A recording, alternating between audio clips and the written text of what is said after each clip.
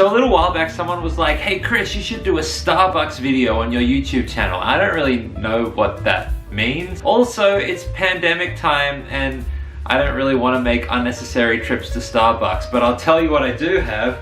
I have my Starbucks takeaway cup, and I also have this recipe for a fake pumpkin spice latte. I'll put a link to this recipe in the description in case you want to make it yourself, but maybe just wait and see what it even is first. 1.5 cups of sugar. That is so much sugar. That is surely not correct. Is a cup something different in America? 1.5 cups of water. That is a lot. Simmer water and sugar in a pan over medium heat, stirring occasionally until sugar dissolves. I can't really tell if the sugar is dissolved. It probably has by now, right? Surely. 1.5 teaspoons of cinnamon. 1 teaspoon of nutmeg. I never know how to get the spices out of these tiny jars. Oh, not like that. 1/2 teaspoon of cloves. Oops. And 1/2 teaspoon of ginger. Oops. Stir that all together. And 1/3 of a cup of pumpkin puree. I got pumpkin in a can, which seems like a terrible idea. Oh, this isn't even obviously this is pumpkin soup, not pure pureed pumpkin. Well, too late. Ugh. It's 61% pumpkin. It also has chicken stock in it. Oh, I don't know if this is a good development in this story, but surely the spices will overwhelm the chicken flavor. Also, roast chicken's like an order-me food. It's the same thing. It's all seasonal. Yeah, it doesn't smell like chicken at all, you guys. It's fine. Okay, while that's continuing to simmer for 10 minutes, can I just say that I know this pumpkin soup thing looks like, you know, yet another one of those dumb cooking things that I do whenever I make a video like this. But in my defense, does that or does that not say 100% Australian pumpkin? I'm not a Starbucks barista, okay, you guys? I don't know the ingredients. When I walk into a supermarket and I see 100% Australian pumpkin, I think to myself, that probably contains 100% Australian pumpkin, but in fact, I guess it contains 100% Australian pumpkin. As in the 61% of this that is pumpkin is 100% Australian. You get it. You did not need me to explain that to you. Whoa, okay. Simmer, not boil. Careful now. Everything's fine. Everything is fine. Allow the syrup to cool, then refrigerate in an airtight container. We are done for the night. Meanwhile, I promised you guys some other exciting Starbucks content, and here it is. So at the end of last year, like back in the before times when we were allowed to get on planes and go traveling places, my friends Tavis and Lauren went traveling to New Zealand to get married, and I got to tag along. While we were there, Tavis experienced a very thrilling and exciting and meaningful life milestone.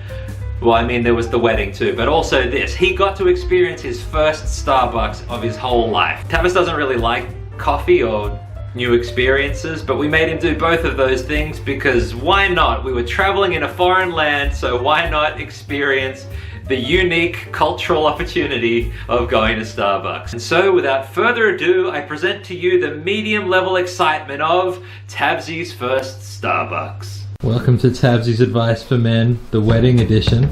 Yeah. What advice do you have for yourself on this auspicious occasion? I reckon the most important part of any relationship...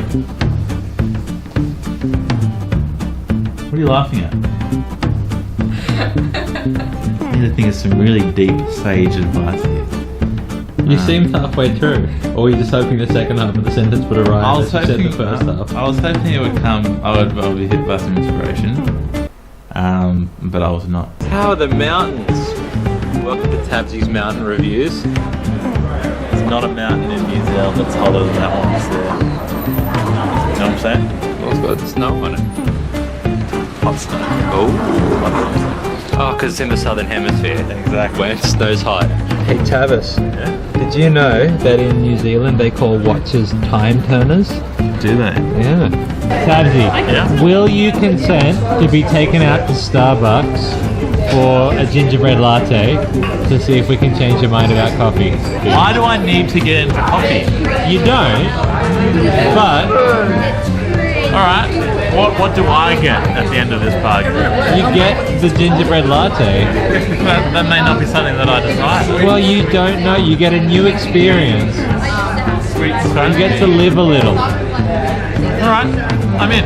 I feel like Starbucks is like if you get it out of your head that you're drinking coffee very sweet. and just be like, I'm having a delicious Very hot sweet. milkshake. Yeah. Oh yeah, that's what I'm fine. thinking right now. Travis, Huh? I got you 2. 2? Yeah. What are they? Peppermint mocha and a gingerbread latte. Okay. Because I kind of wanted to try the peppermint one, and I'll help you Put the out. name down as Tavis. No, I didn't. I should have. I'm sorry. Oh look, look at the name. It's Krish. Chish. Oh, that's me. Do it.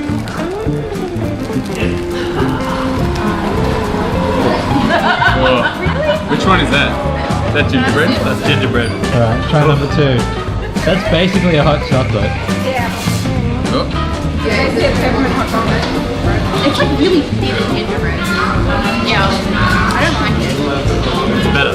It has a bitter taste. Right? You gotta just it does. peppermint dust. What if bitter is good? Where? Well, bitter. What's a matter of perspective, isn't it? bitter is good. No, Yeah. it wasn't. It wasn't a brain thing because I'm currently drinking peppermint. It is 100% sweet. This has been a terrible deal from start to finish. Like, I get a free drink. Well, it's going to be so 2 free good. drinks. It's been a terrible drink, and everyone's just been ragging on me since then. Tavis, I'd like to apologize. Kinda. Alright, so Starbucks time. Here is my syrup, which does not exactly fill me with confidence. What do you think? I think this is bad news. So I know I said I was going to use my Starbucks cup, but this is not a transparent cup. So what's the point of putting it in there and you won't even be able to see it? So instead, we're going to use this glass. Step 1. Ugh. Okay. 2 tablespoons of pumpkin spice syrup.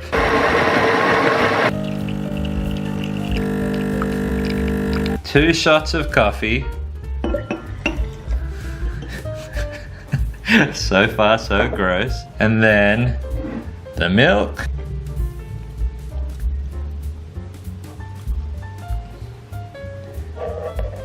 Oh, not my best pour. And of course, whipped cream.